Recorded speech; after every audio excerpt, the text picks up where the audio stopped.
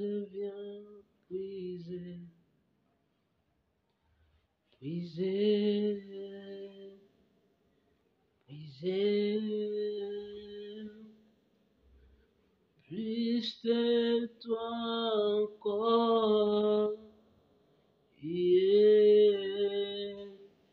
yeah. Moi je viens puiser, moi je viens puiser, puiser, puiser, plus de toi encore. Yeah, yeah. Moi je viens puiser, moi je viens puiser, puiser, puiser, plus de toi encore. Yeah, yeah. Moi je viens puiser, moi je viens puiser, puiser, puiser, plus de toi encore. Yeah, yeah. Moi je viens puiser, moi je viens puiser, puiser, puiser, plus de toi encore. Yeah, yeah. Moi je viens puiser, moi je viens puiser, puiser, puiser, plus de toi encore. Yeah, yeah. Oh, oh, oh. Je crie à toi,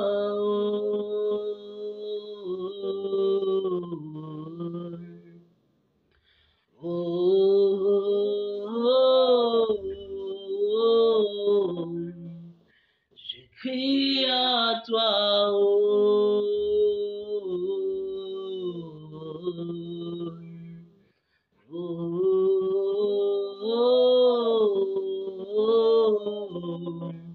je crie à toi,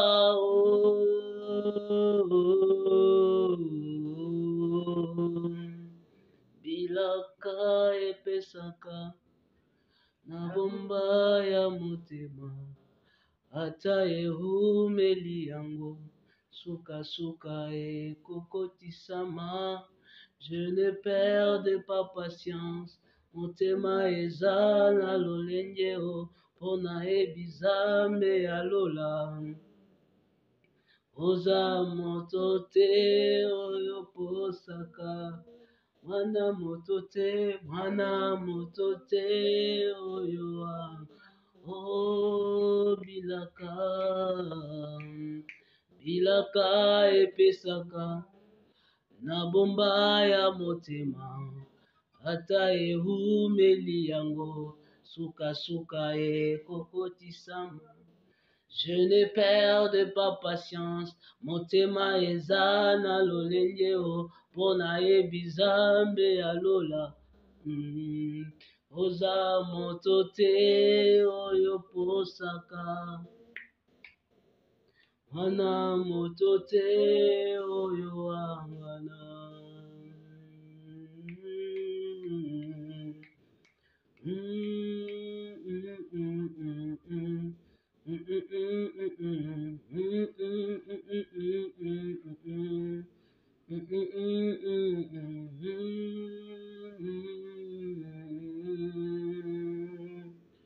Un jour dans ta présence suffit pour changer ma vie.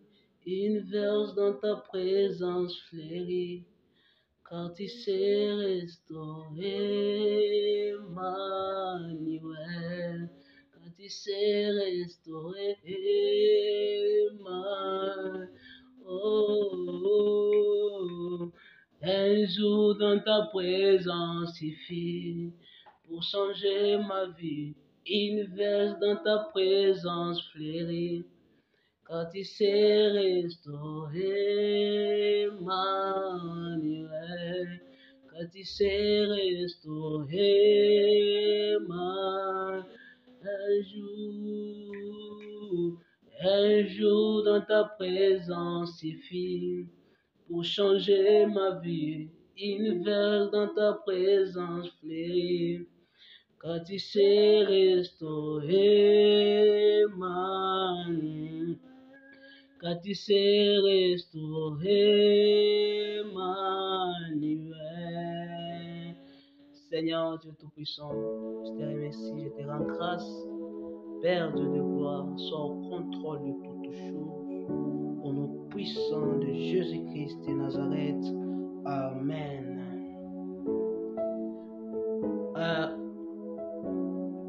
Bonjour mes frères et sœurs dans le Seigneur. Aujourd'hui, nous allons partager d'un thème très important. Et le thème d'aujourd'hui sera marcher dans la lumière. Marcher dans la lumière, ce n'est pas un acquis, mais marcher dans la lumière, c'est quelque chose qui doit être conservé. Donc, c'est une recommandation. Tu peux être dans les ténèbres et tu prends une décision de quitter les ténèbres et de commencer à marcher dans la lumière. C'est la première chose à savoir, que marcher dans la lumière, tu peux décider de marcher dans la lumière. Tu peux aussi décider de quitter la lumière et de marcher dans les ténèbres. Dans les ténèbres, parce que marcher dans la lumière, c'est une recommandation. C'est quelque chose que l'homme doit conserver. C'est quelque chose que l'homme doit garder.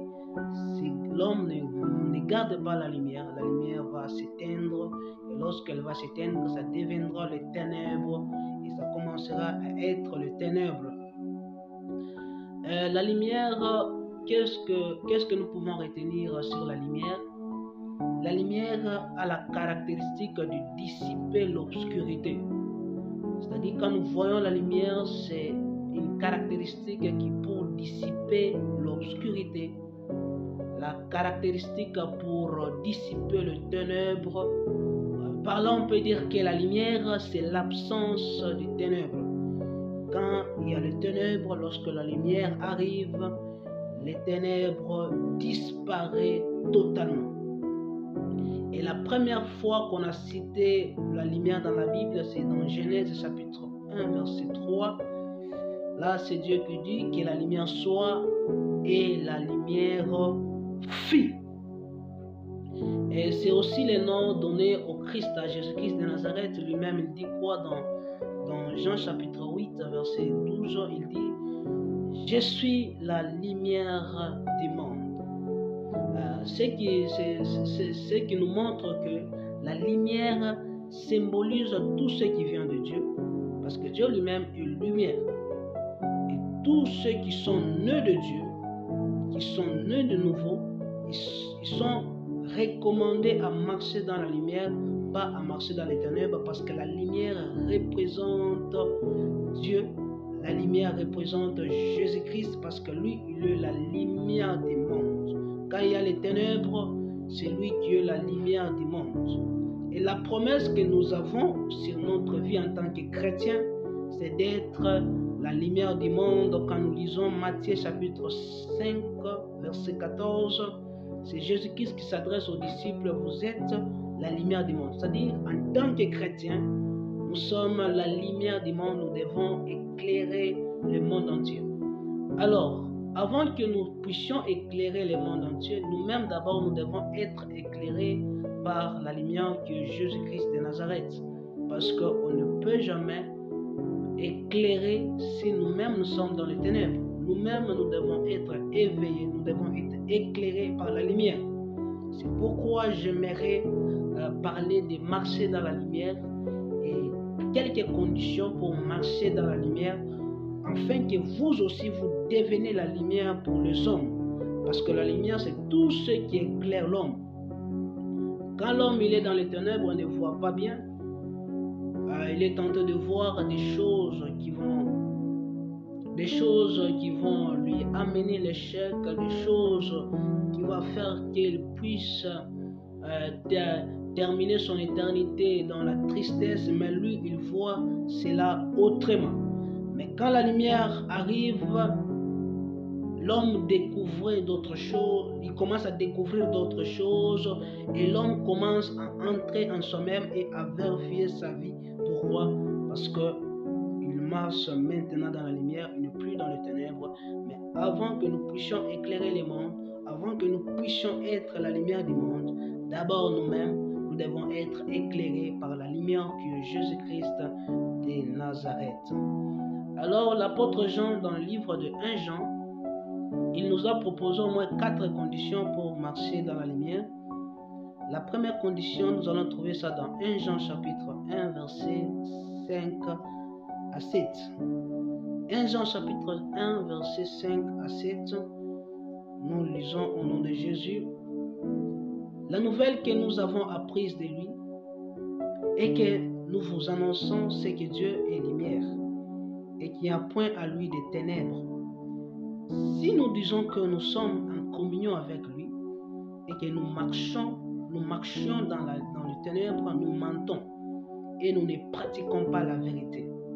Mais si nous marchons dans la lumière, comme il est lui-même dans la lumière, nous sommes mutuellement en communion et le sang de Jésus-Christ, son Fils, nous purifie de tout péché.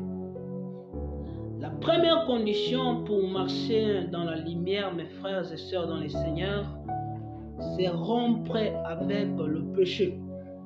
C'est renoncer à tes péchés. C'est refuser le péché. C'est être détaché du péché et être attaché à la vie de la sanctification. Parce qu'il n'y a pas la lumière là où il y a le péché. Le péché est caractérisé comme les ténèbres et la lumière comme la sainteté. Parce que la vraie vie est dans la sainteté, la vraie vie n'est pas dans le péché. Alors mes frères et sœurs,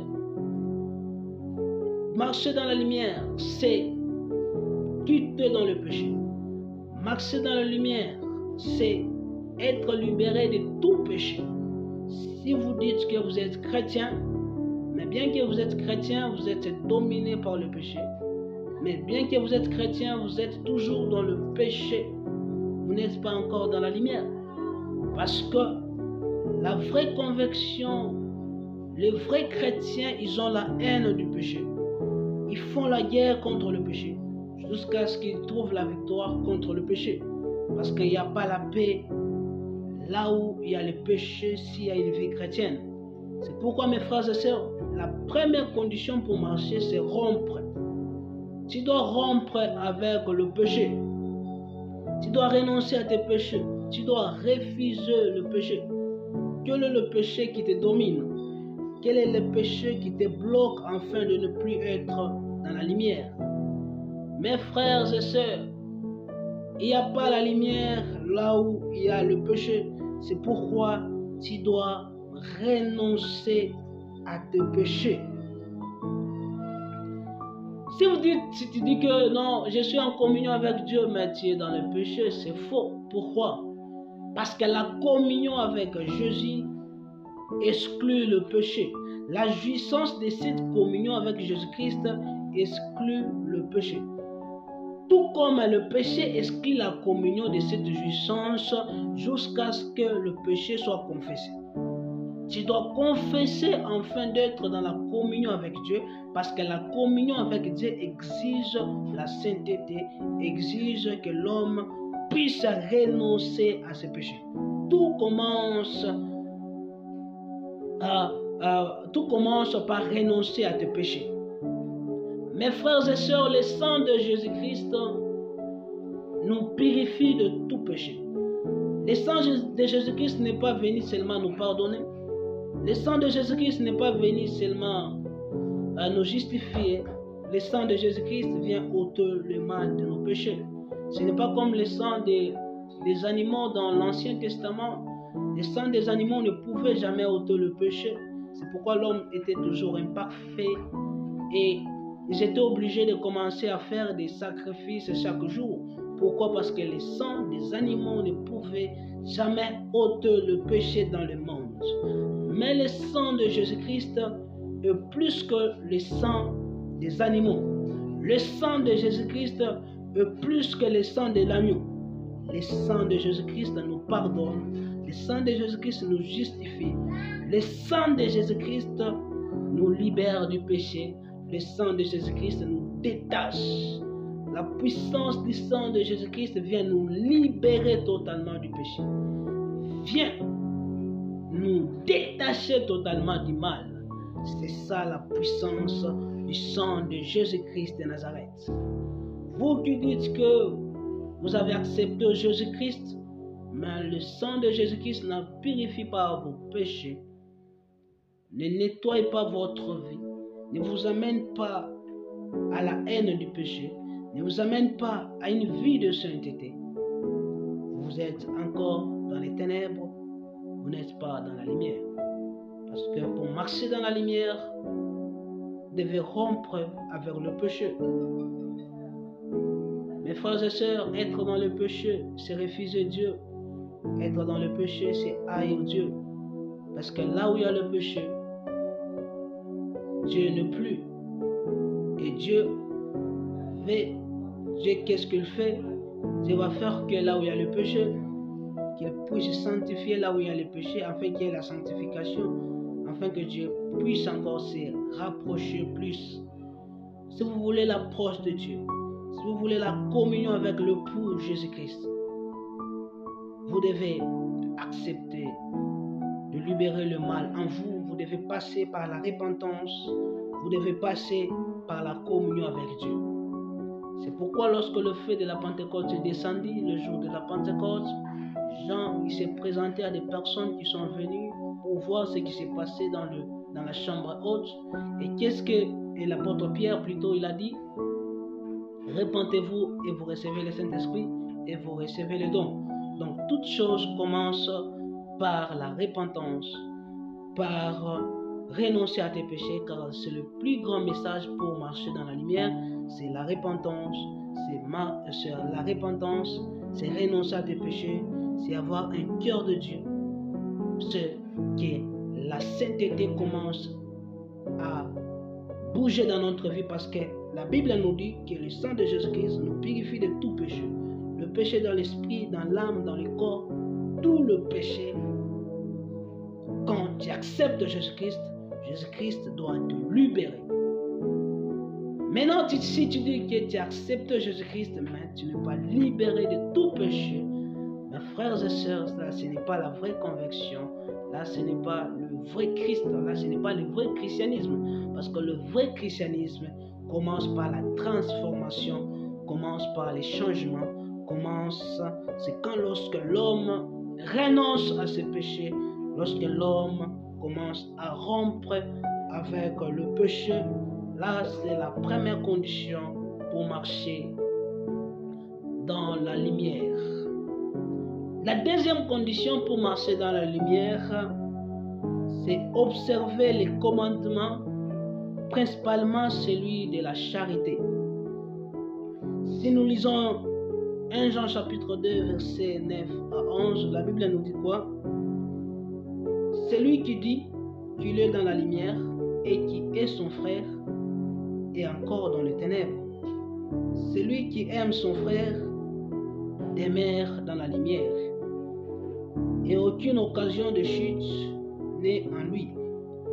Mais celui qui est son frère est dans les ténèbres.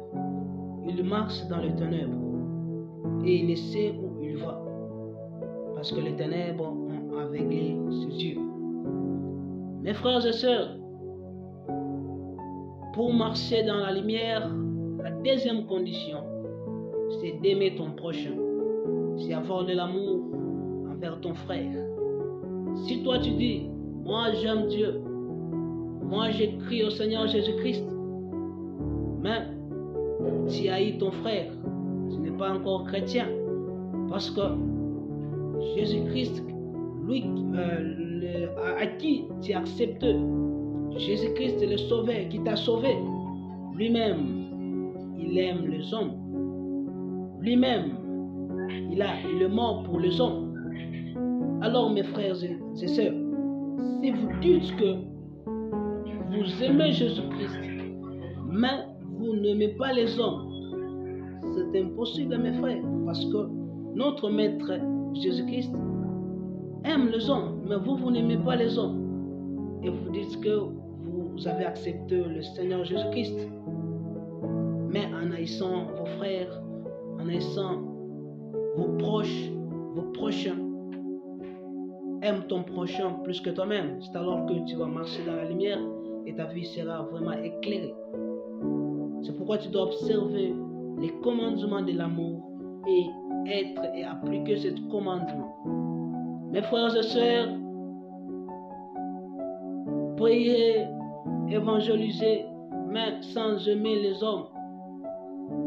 Mes frères, là, il n'y a pas d'église, il n'y a pas de chrétiens.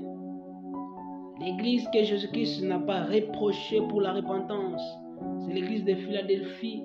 Et cette église, ça symbolise l'amour fraternel. C'est là où il y a l'amour. L'amour entre nous, l'amour des païens, l'amour des mondes, l'amour des hommes qui n'ont pas accepté Jésus-Christ. L'amour, nous devons être dans l'amour. Nous devons aimer tout le monde. Mes frères et sœurs, vous devez aimer toute créature et vous devez demeurer dans l'amour, car pour marcher dans la lumière, vous devez observer les commandements, principalement celui de l'amour. Quand on parle principalement celui de l'amour, parce que l'amour exclut beaucoup de choses. Celui qui est dans l'amour ne sera jamais dans la haine, parce que l'amour exclut la haine. Celui qui est dans l'amour ne sera jamais dans la jalousie. Pourquoi? Parce que l'amour exclut la jalousie. Celui qui est dans la haine ne sera jamais dans les calomnies, parce que l'amour exclut la calomnie. Celui qui est dans l'amour ne sera jamais dans les vols, parce que celui qui aime son prochain ne peut jamais voler son frère. Celui qui est dans l'amour ne peut jamais tuer son frère. C'est pourquoi, mes frères et sœurs, l'amour exclut beaucoup de choses. Si tu es dans l'amour, tu seras exclu de toutes choses du ténèbre. Celui qui est dans l'amour, il ressemble à Jésus-Christ. Celui qui est dans la haine, qui est dans la jalousie, il ressemble au diable, parce que c'est le diable qui est le maître de la haine, de la jalousie, de toutes mauvaises choses. Mes frères et sœurs, si ton cœur est rempli de la haine, si ton cœur est rempli de la jalousie, mais tu te dis chrétien, tu te dis enfant de Dieu, c'est faux. Parce que Jésus-Christ lui-même était loyal avec les gens. Jésus-Christ lui-même est mort pour l'homme. Si toi, tu regardes beaucoup à l'argent, aux choses, plus qu'aux hommes, si toi, tu es capable de faire tout ce que tu peux faire pour les choses, de briser, de monter sur les hommes pour des choses, mes frères et sœurs, l'homme est plus que l'argent. L'homme est plus que toute chose. L'homme est plus que des maisons. L'homme est plus que la richesse. Alors, mes frères et sœurs, si toi tu es chrétien, mais tu dis, tu marches dans la lumière, mais tu haïs les hommes, tu fais descendre les gens pour des choses, mes frères et sœurs, tu n'es pas chrétien. Tu n'es pas dans l'amour. Tu n'es pas dans la lumière, parce que celui qui est dans la lumière, il considère l'homme plus que toute chose. Il considère l'homme plus que la richesse. Il considère l'homme, il n'est pas dans l'orgueil, parce que ce qui fait que l'homme n'est plus bien avec les gens, il y a l'arrogance, il y a l'orgueil, il y a des mauvaises choses qui montent dans l'homme, qui fait séparer l'homme entre les hommes. Jésus-Christ lui-même, qui est notre maître et qui avait toute puissance, mais il avait besoin des gens. C'est pourquoi il est allé chercher Pierre, il est allé chercher les disciples, afin qu'ils soient à côté de lui pour que Jésus-Christ commence son ministère. Toi qui dis que tu as la promesse de Dieu, tu es enfant de Dieu, mais tu n'aimes pas ton frère, tu es en train de bloquer l'accomplissement de Dieu dans ta vie et tu es en train de te bloquer toi-même sur la terre et même au ciel. Pourquoi? Parce que celui qui n'aime pas ses frères, celui qui n'est pas en communion avec ses frères, cet homme-là, il ne sait pas où il va selon ce que l'apôtre Jean nous dit. Il ne sait pas où il va, c'est-à-dire sa destinée est dans l'obscurité. Pourquoi? Parce que tout ce que Dieu t'a dit dans ta vie, il va accomplir cela à travers les hommes. Dieu passera toujours par les hommes. Dieu passera toujours par des hommes. Oh, j'ai une grande destinée. Oh, j'ai fait ça. Alors que celui qui va t'amener à cette destinée, c'est ton frère que tu haïs. C'est ton frère que tu as de la jalousie. C'est ton frère que tu n'aimes pas. Tu es appelé à aimer les hommes parce que les hommes vont t'aider sur la vie et sur la terre. Ce sont les hommes qui vont t'aider. Ce sont les hommes qui vont faire bousculer ta destinée. Ce sont les hommes qui vont faire que tu entres dans ta destinée. Mais si toi, tu n'es pas à l'aise avec les hommes, toi tu aimes plus d'argent que les hommes, alors l'homme peut t'apporter beaucoup de choses. Alors que pour que Dieu te bénisse, il va passer aussi par les hommes.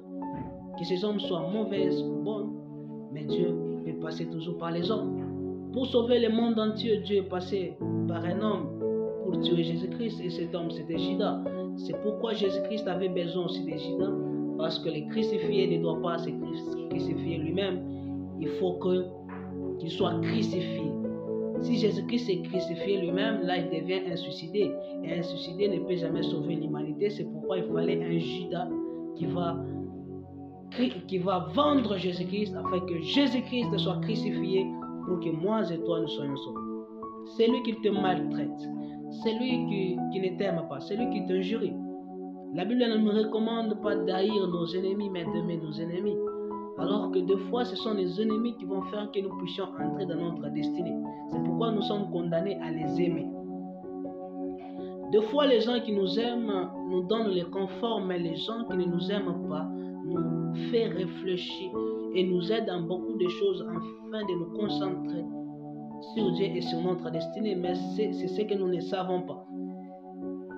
Ne passe pas ton temps à haïr les gens. Ne passe pas ton temps à ne pas aimer les gens.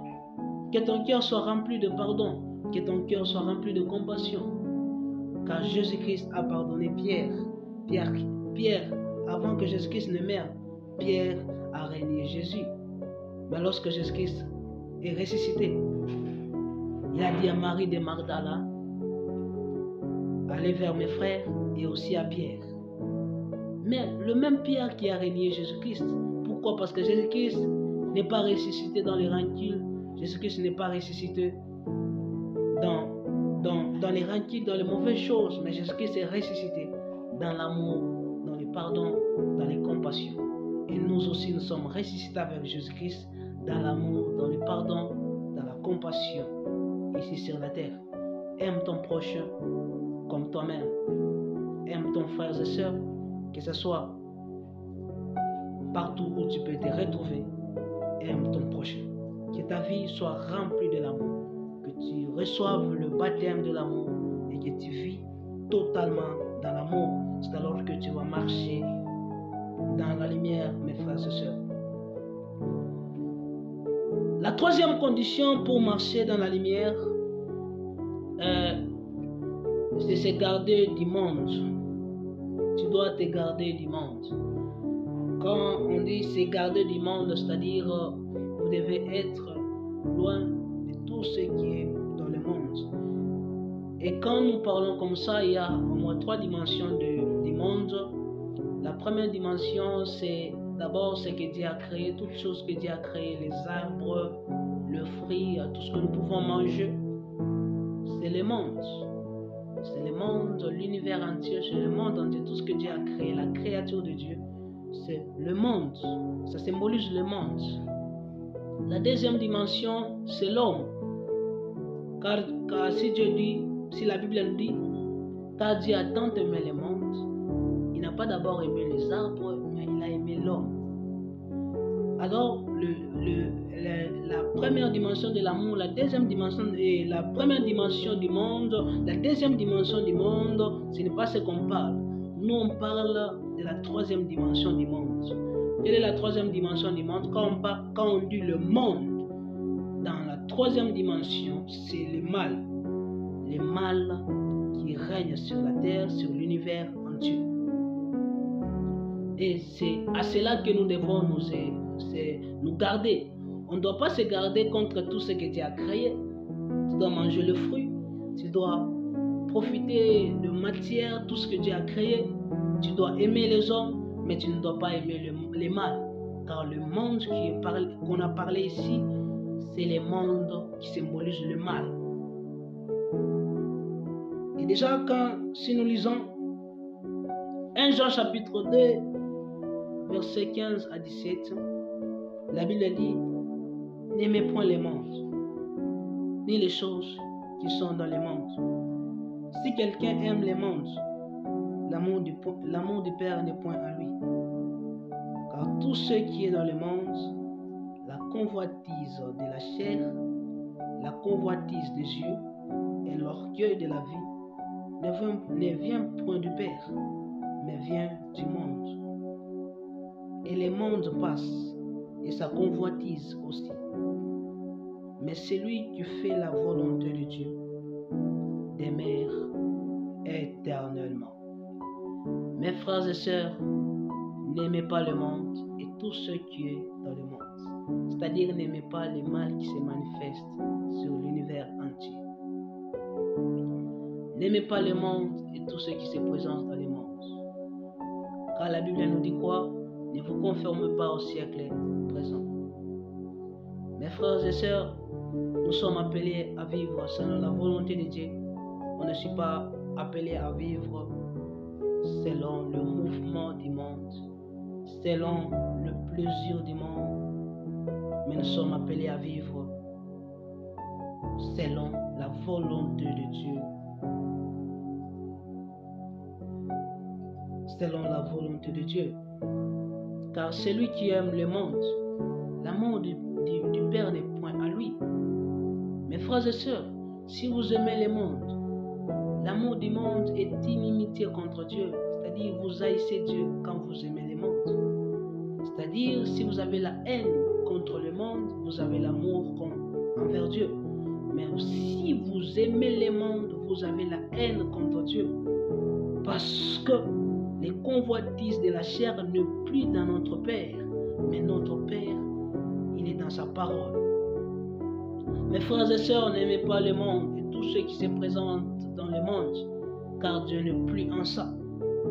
Et tout celui qui s'expose au mal, qui se présente dans le monde, l'amour de Dieu n'est point à lui.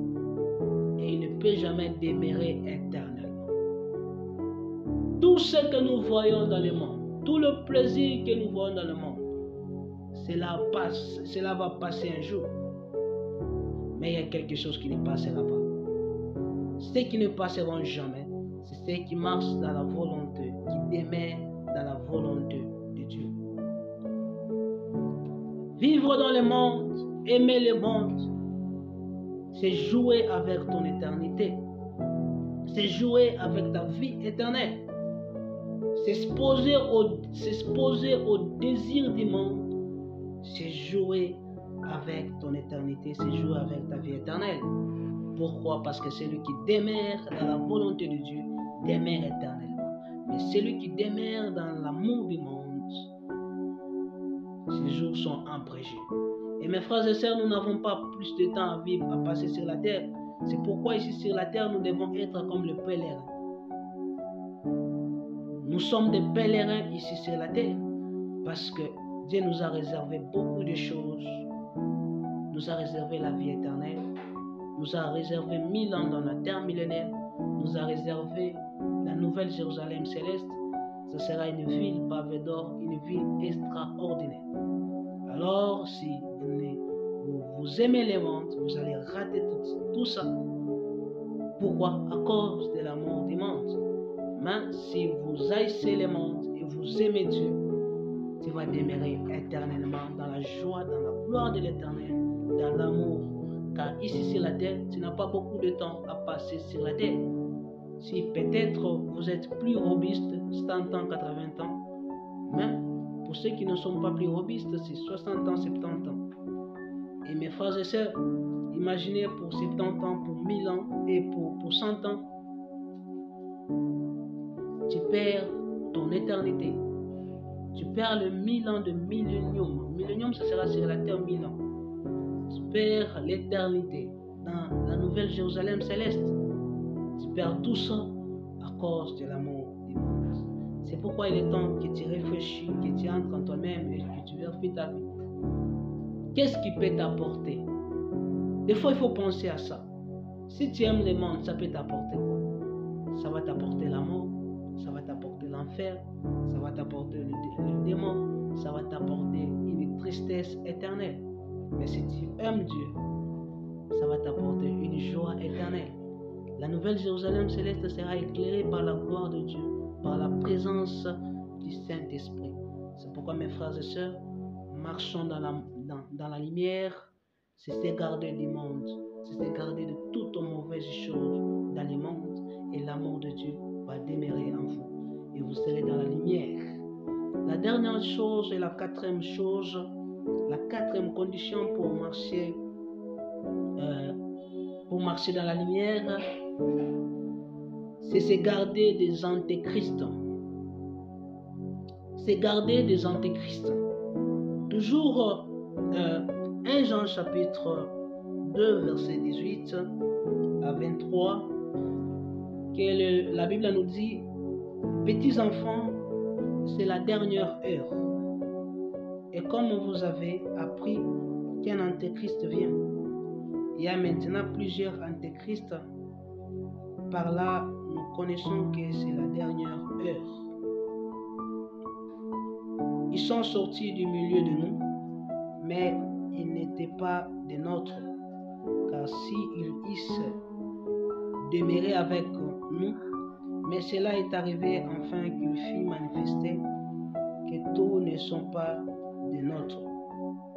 Pour vous, vous avez reçu l'onction de la part de celui qui est saint, et vous avez tous de la connaissance. Je vous ai écrit, non que vous ne connaissiez pas la vérité, mais parce que vous la connaissez, et parce qu'aucun mensonge ne vient de la vérité. Qui est menteur, sinon celui qui n'eut que Jésus et le Christ? Celui-là est l'antéchrist qui n'eut le Père et le Fils. Quiconque n'eut le Fils n'a pas non plus le Père. Quiconque confesse le Fils a aussi le Père. De manière littérale, quand on parle de l'antéchrist, il n'y a pas plus de différence entre l'antéchrist et l'antichrist. Mais si nous parlons d'une manière eschatologique, il y a la différence entre antéchrist et antichrist. L'antichrist, c'est un homme qui va apparaître dans la tribulation, qui va régner pendant 7 ans. Il va contrôler le monde entier. Et c'est celui qui sera le roi à ce temps-là, qui va régner. Et cet homme-là va se manifester, c'est après l'enlèvement de l'Église. Ce sera après l'enlèvement de l'Église.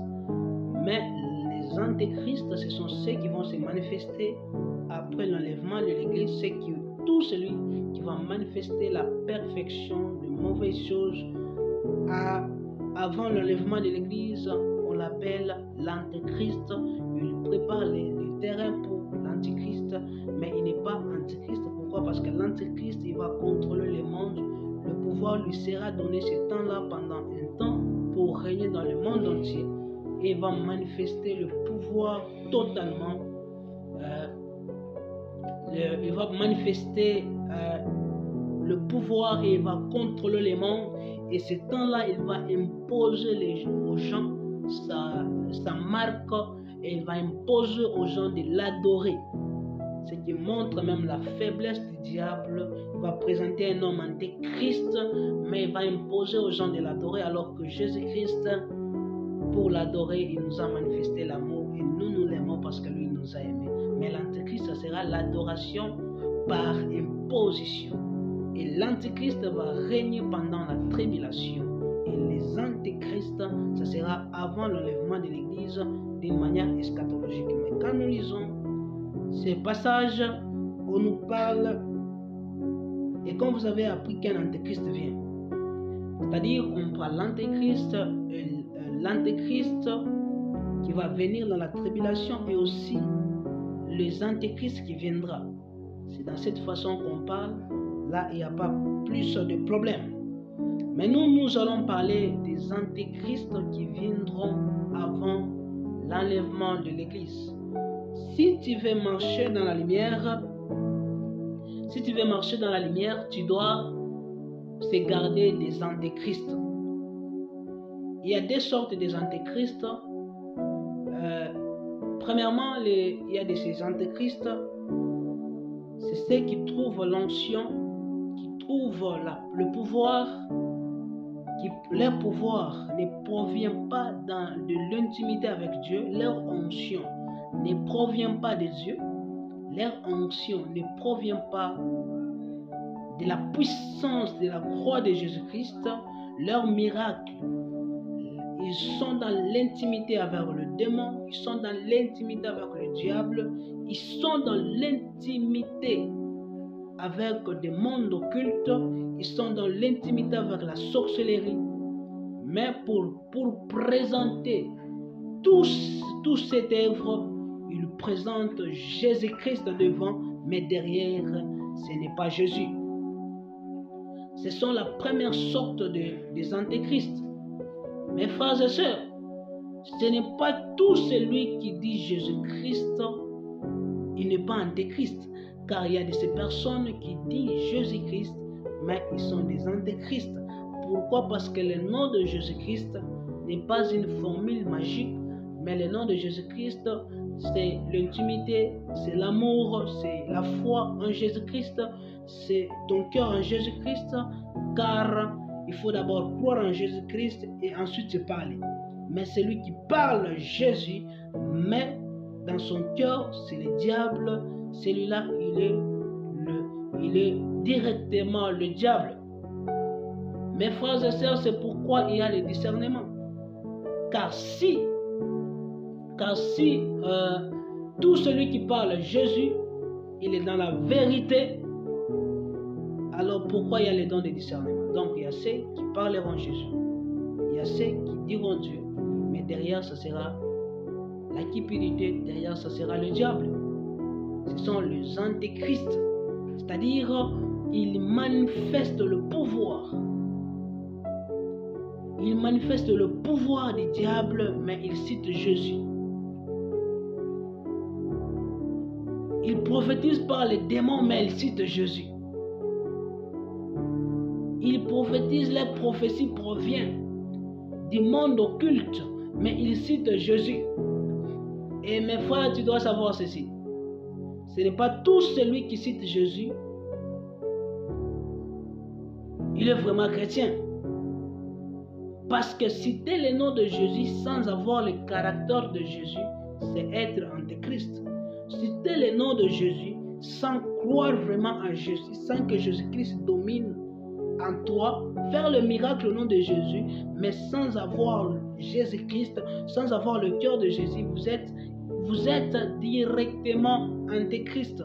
Pourquoi? Parce que l'antéchrist, ce n'est pas la bouche, mais l'antéchrist, c'est le cœur. Quand ton cœur, c'est le diable, déjà, il y a la différence. Mes frères et sœurs, il faut être prudent au temps de la fin, car nous sommes à la dernière ère. Et quand nous sommes à la dernière ère, il y aura beaucoup des antéchrists qui vont se manifester. Ce sont des gens qui vont manifester la puissance de Jésus-Christ sans avoir le caractère de Jésus. Ce sont des gens qui vont dire Jésus-Christ sans être avec Jésus-Christ. Ce sont les gens qui parleront Jésus-Christ, mais dans leur cœur, il n'y a rien de Dieu. Dans leur cœur, c'est le diable. Dans leur cœur, c'est le diable. C'est pourquoi ne dis pas moi, ce qui m'en fout, c'est la puissance du Saint-Esprit. Ce qui m'en fout, c'est le miracle. Ce qui m'en fout, c'est la gloire de Dieu. Mais il y a aussi le caractère. Mais le caractère est plus important que la puissance. Pourquoi? Parce que le diable, lui aussi, il a la puissance. Mais ce qui manque au diable, c'est le caractère. C'est pourquoi les miracles du diable ne peuvent jamais aider l'homme, mais ça détruit l'homme. C'est pourquoi les miracles qui proviennent par les antéchrists, ça ne produit pas les disciples de Jésus-Christ, ça produit des fanatiques, ça produit des hommes bloqués, ils ne grandissent pas spirituellement. C'est pourquoi, mes frères, nous devons nous garder contre les antéchrists. Et regardez ces gens-là. Ils prophétisent par la sorcellerie, ils prophétisent par les démons. Ils font des miracles par la prophétie. Mais pour avoir la crédibilité, ils mettent Jésus. Pourquoi? Parce que Jésus-Christ, il est le roi du monde entier. C'est ce qui révèle que Jésus-Christ, il est le roi du monde entier. Pourquoi vous ne disiez pas que c'est le diable qui m'a donné cette prophétie? Ces miracles proviennent par le diable. Parce que le monde entier sait très bien que celui qui est le roi des rois, c'est Jésus-Christ. C'est pourquoi, mes frères et sœurs, toi qui prophétises par le diable, je te prie de te convertir et le Saint-Esprit viendra sur toi et tu vas prophétiser par Jésus-Christ de Nazareth. Et des fois, ça arrive, comme l'apôtre Jean l'a dit. Ce sont des personnes qui étaient avec nous. Le Saint-Esprit les a reprochés. Quand le Saint-Esprit les reproche, ils sont quittés au milieu de nous. Et lorsqu'ils sont quittés au milieu de nous, ils ne sont jamais revenus. Donc ce sont des personnes qui ont résisté à l'exigence du Saint-Esprit afin que la puissance soit libérée en eux. Et comme ils ont refusé, il y a les démons religieux qui ont transformé cela. Ils les ont donné une fausse puissance qui n'est pas la puissance de Dieu. Et ils commencent à opérer dans la puissance du diable au nom de Jésus-Christ. Mais Jésus-Christ, c'est pourquoi Jésus-Christ dit quoi? Il y a les autres qui diront que nous t'avons servi. Nous avons prêché à ton nom. Mais Jésus-Christ leur diront, je ne vous ai jamais connu. Pourquoi? Parce que Jésus connaît que ceux qui ont le cœur de Jésus, pas d'abord ceux qui manifestent la puissance de Jésus. Manifester la puissance sans avoir le caractère de Jésus, vous êtes antéchrist. Manifester la gloire du Saint-Esprit, mais vous ne marchez pas selon la saine doctrine, vous êtes antéchrist. Manifester la puissance du Saint-Esprit sans avoir le cœur de Jésus-Christ, vous êtes antéchrist. C'est pourquoi j'aimerais vous parler. Nous sommes à la dernière heure. Avant que Jésus-Christ revienne, des fausses doctrines vont se multiplier. Avant que Jésus-Christ revienne, des fausses doctrines vont se multiplier, mes frères. C'est pourquoi ne soyez pas embrouillés, mais soyez dans la parole, soyez dans la doctrine. Parce qu'il y aura des sorciers qui deviendront des serviteurs, qui parleront Jésus, mais qui ne vivront pas Jésus.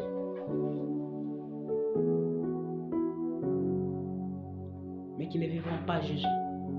C'est pourquoi je vous exhorte, pour marcher dans la lumière, vous devez vous garder contre les antéchrists. Quand vous vous opposez aux fausses doctrines, aux faux docteurs, quand vous exposez vos oreilles aux faux docteurs qui nient la vraie évangile, mes frères, vous serez perdus et vous ne serez jamais dans la lumière, vous serez dans les ténèbres. Car les antéchrists sont dans les ténèbres. Et si vous ne vous gardez pas des antéchrists, vous aussi vous serez dans les ténèbres, vous ne serez pas dans la lumière. Et aussi la deuxième chose, c'est quoi? Les antéchrists, il y a de ces antéchrists qui se manifestent clairement, qui disent quoi? Jésus-Christ n'est pas le sauveur de l'humanité, qui disent que Jésus-Christ, qui nie Jésus-Christ, mais qui dit nous c'est Dieu, mais Jésus-Christ non. Alors que c'est Jésus-Christ qui est le chemin pour arriver au Père. Là, ils sont maintenant clairement, ils se déploient, ils manifestent leur vraie nature, qui sont contre l'évangile de Jésus-Christ, qui est face à Jésus et qui dit nous c'est Dieu. Non. Dans la nouvelle alliance, il n'y a pas seulement Dieu. Pour arriver à Dieu, il faut passer par Jésus-Christ, car c'est lui qui est le chemin pour arriver au Père. C'est lui qui n'est pas celui qui est dans les ténèbres, c'est celui qui nie le Fils. C'est lui qui nie le Fils directement et il nie le Père. Si toi, tu nies Jésus-Christ de Nazareth, tu penses qu'il n'est pas important pour ton salut, tu es perdu. Car c'est Jésus-Christ qui est le sauveur de l'humanité. Il n'y a pas le salut en dehors de Jésus-Christ. Il n'y a pas le salut en dehors de Jésus-Christ. Mes frères, il faut quitter dans le faux raisonnement. Il faut quitter dans les fausses doctrines où on vous fait croire que Jésus-Christ n'est qu'un prophète. Jésus-Christ, il est le sauveur. Jésus-Christ, il est Dieu. Tu dois croire à Jésus-Christ avant d'arriver au Père. Car c'est lui qui est le couloir pour arriver au Père. Si tu nies Jésus-Christ, tu nies directement le Père. C'est pourquoi vous devez vous détourner des antéchrists. Tout celui qui ne croit pas au Seigneur Jésus-Christ, ce sont des faux enseignements, des fausses doctrines. Mes frères et sœurs, marchez dans la lumière. Marchez dans la lumière. Prenez ces 4 conditions.